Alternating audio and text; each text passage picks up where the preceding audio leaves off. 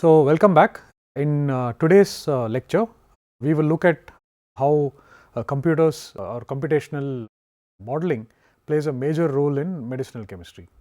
So, in the past few lectures, we have been trying to figure out how to generate libraries of compounds, and once we generate these libraries of compounds, then we screen them. Either we do combinatorial chemistry, which gives us a mixture of compounds, or we can do parallel synthesis, which will give us a single compound, but many numbers of those, and we compared the pros and cons of each of these methods and so on. Okay. So, these will help us with generating libraries of molecules, and so this approach is somewhat less rational, because we really do not know what exactly the area where it is going to bind or the interactions that are going to happen. So, we sort of make this library and then we start screening for inhibitors or modulators. So, parallelly we can also look at rational approaches. So, in rational approach, what we mean is that if you have a target and if you want to model your compound or make your library such that you are trying to access the binding sites in the target, then that would be a rational approach. So, here computers become very important, and in fact, in most medicinal chemistry projects or in pharmaceutical industries, computation forms a very important part of the drug discovery effort, and in fact, it may even be in some cases a very major component of certain drug discovery efforts. So, it is a very essential tool in modern medicinal chemistry, and of course, it is not just important for drug discovery, but also for drug development, because what people have done is to develop new protocols by which you can actually model even pharmacokinetics. So, based on existing data that we have, you can always look for various ways to find out how the molecule is going to distribute. Okay. So, this has been supported by rapid advances in the computer hardware as well as software, and so which were maybe 20-25 years back, these kinds of processes were really not accessible to the drug discovery people, but now even ordinary lab computers can help sort of do simple molecular or quantum mechanics based calculations. So, as I mentioned just now, there are two major types of approaches here in computation, and these are the molecular and quantum mechanics. Now, the various operations carried out in molecular modeling involve the use of programs or algorithms, okay, and these are the ones that help with calculating the structure and property data. So, the key words here are structure and property data. Okay. So, once we have let us say we want to make a library of, or we have a library of molecules, and we want to prioritize them as to which one we want to synthesize first. So, you could use these types of calculations to prioritize. So, if you have a small molecule, it is possible to calculate the energy of a particular arrangement of atoms, which is also known as conformation. Okay. We can also modify the structure to create an energy minimum. That means that a particular conformation that we can draw out does not necessarily have to be the minimum energy conformation. And then we can also calculate properties. So, we can calculate charge, we can calculate dipole moment, we can also calculate heat of formation. So, these are all possible with computational approaches. So, there are two categories as I just mentioned. One is called molecular mechanics and the other one is called quantum mechanics.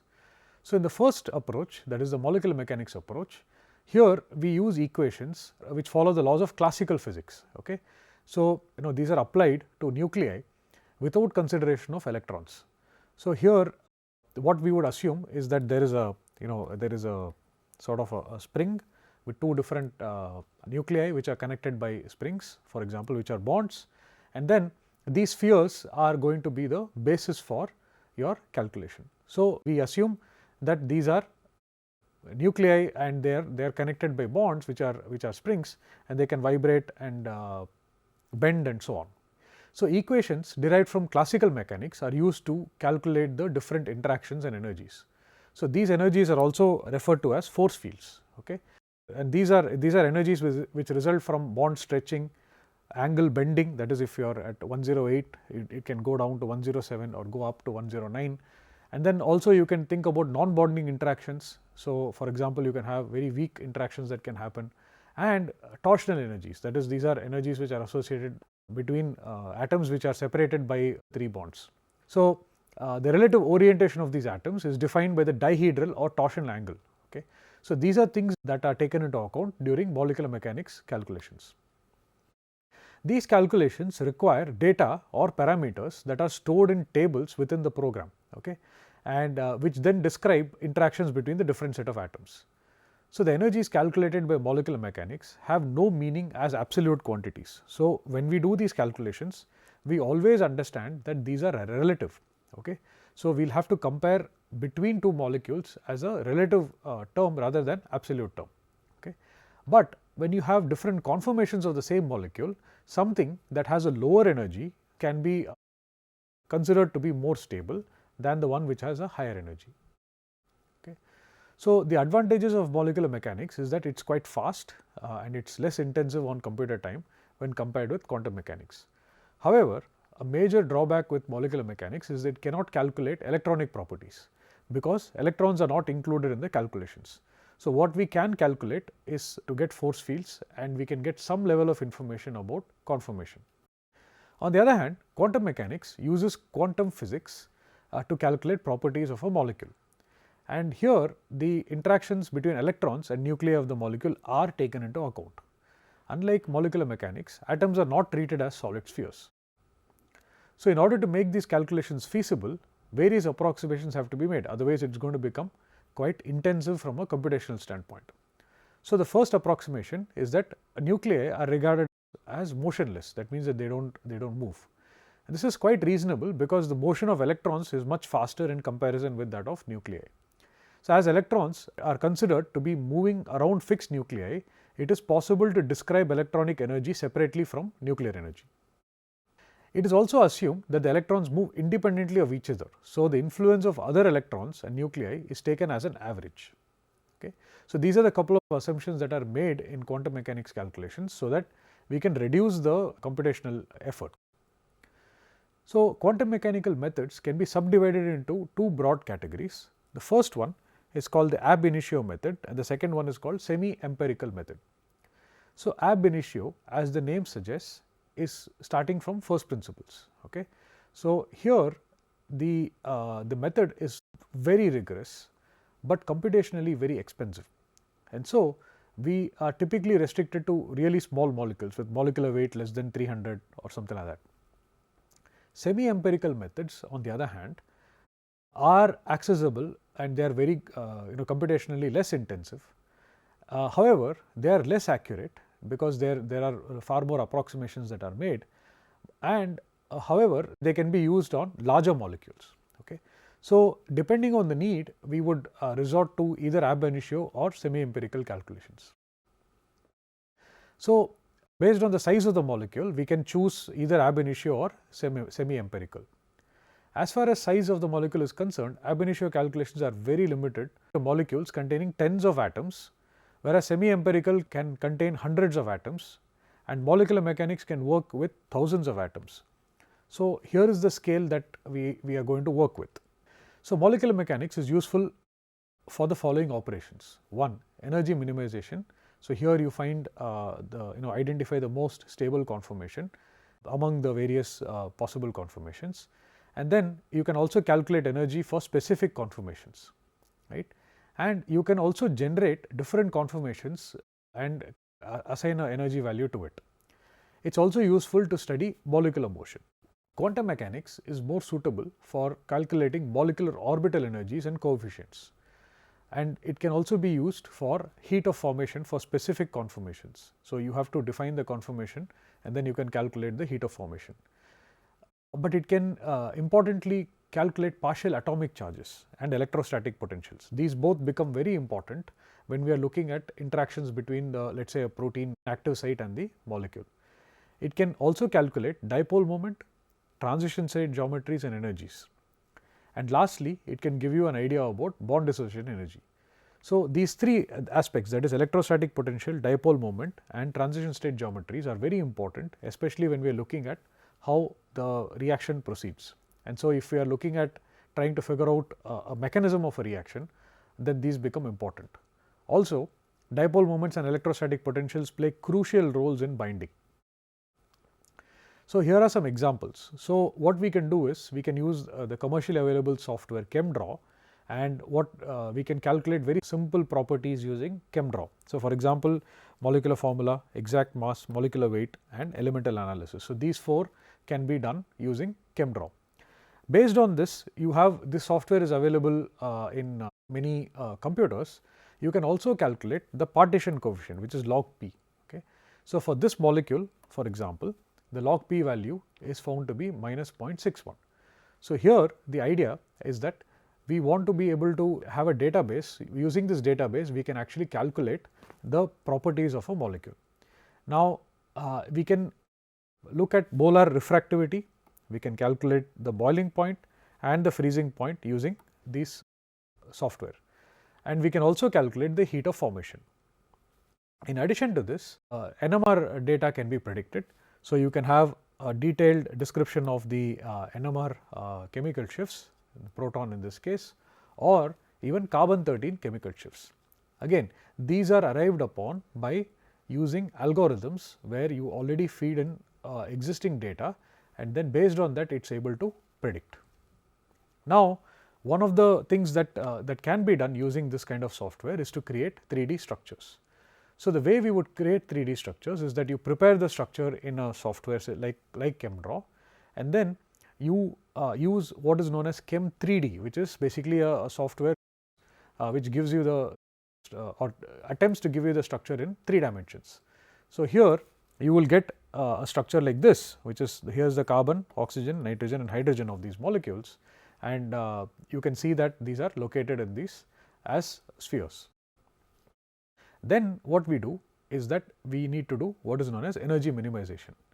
So, here the process of energy minimization is important, because there can be in the original structure that you draw, there can be various unfavorable bond lengths, bond angles or torsion angles. So, the hypothesis going in here is that each molecule has a set of conformations which are of lower energy compared to another set of conformations which have higher energy. So, if we start sampling this energy profile, then we would be able to arrive at a situation where the most energetically stable structure can be arrived, which is called the energy minimum. So, here if you start from this point here, a small variation in the structure can result in a large energy shift, whereas if you start from here, for example, then a small variation in structure will only result in a small energy shift. Okay. So, therefore, using this kind of a map, one can arrive at the energy minimum for the molecule. So, here is an example. So, we take a 2D structure of apomorphine and then we convert it to this 3D structure using Chem 3D. However, if you see here that here is the structure and it has a catechol ring over here, and if you see here, before you minimize the molecule, you have a catechol structure, and this rest of the molecule is actually non-planar and which has different carbon-carbon bond lengths. Now, when you do the energy minimization, you can actually correct the deformed aromatic ring as a result, and then the desired planarity and the correct length of bonds can be arrived. So, here is the structure of the molecule after you do the energy minimization. So, therefore, this energy minimization helps us arrive at a conformation which is quite stable. Now, another example of molecular modeling is that we take the cocaine, whose structure is shown here, and here you have a heterocyclic molecule which has a bicyclic ring and a ester. Okay. Now, there is another molecule or an analog which is a synthetic agent called as procaine. So, this is the structure of procaine. So, just by doing an overlay, a 2D overlay, what you will find is that this aromatic ring here will overlap with this aromatic ring, and this structure here will actually sit nicely over here. Okay. So, this is what we would arrive at in using a 2D overlaying of the two structures, which is shown here. Okay. Now, is this really accurate? When you actually do molecular modeling, what happens is that you can actually match it up based on the energy minima. So, then what happens is the software will then strive to find the best fit. Okay. So, when you do the best fit, you actually see that this nitrogen of procaine exactly overlaps with the nitrogen of cocaine. So, here the nitrogen is actually laid in the center of the bicyclic system in cocaine, so that both the aromatic rings and the nitrogen overlap. So, here is a significant difference between the 2D overlay and the 3D overlay. So, using this kind of a methodology, you can now imagine that a number of these comparisons of across structures can be made. Once you do these comparisons, you will start deriving maps which can be useful for designing new analogs. Next important problem is in identifying the active conformation. So, frequently in drug design, what happens is that a particular shape or conformation is going to be more important than another shape or conformation. So, the one that actually binds to the structure is called the active conformation. However, the active conformation need not be the energy minimum, and it becomes a big problem, especially when we are looking at highly flexible molecules which are very simple in nature. So, here these types of molecules can adopt a large number of conformations, and it becomes very difficult for us to map out what would be the potential active conformation. So, in one way to do this is to predict that the most stable conformation will be the active conformation. Okay. But although one would think that it is likely, but it is not necessarily true. It is possible that a less stable conformation could be the active conformation. This is because the binding interactions with the target can result in some sort of a stabilization which will compensate for the energy required to adopt that conformation. Okay. So, these are going to be little difficult for us to predict using our intuition. So, a 3D pharmacophore is useful. A 3D pharmacophore represents the relative position of the important binding groups in space and disregards the molecular skeleton that holds them there. So, we have already seen previously how to construct this pharmacophoric triangles, and these are going to be useful here, right. So, this 3D pharmacophore for a particular binding site should be common to all the various ligands which bind to it. So, for example, here we have already seen that for this molecule you have three major functional groups, that is, you have the aromatic ring, and you have two hydrogen bonding centers, acceptors and donors, and then you have an amine, right. So, now using this we can construct a pharmacophoric triangle. So, that is, here is the four major points which are going to bind, and using this we can actually construct these three triangles or four triangles over here. Okay. So, this becomes our pharmacophore.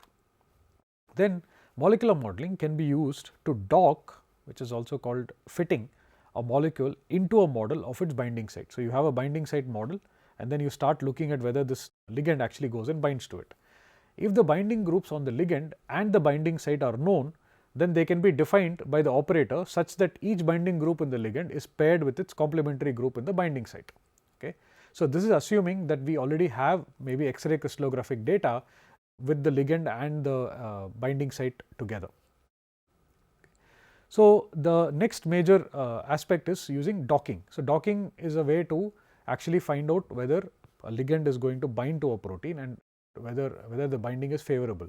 Again, this gives us a relative score.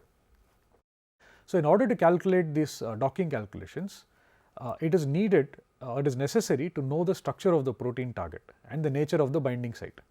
So, here again X-ray crystallography becomes very useful, because we can then since the crystal structure of the protein is known, it can be downloaded on a computer, and this can be used for identifying the various amino acids lining the binding pocket. So, here for example is the binding site that has been identified, and here are the various amino acids in the protein.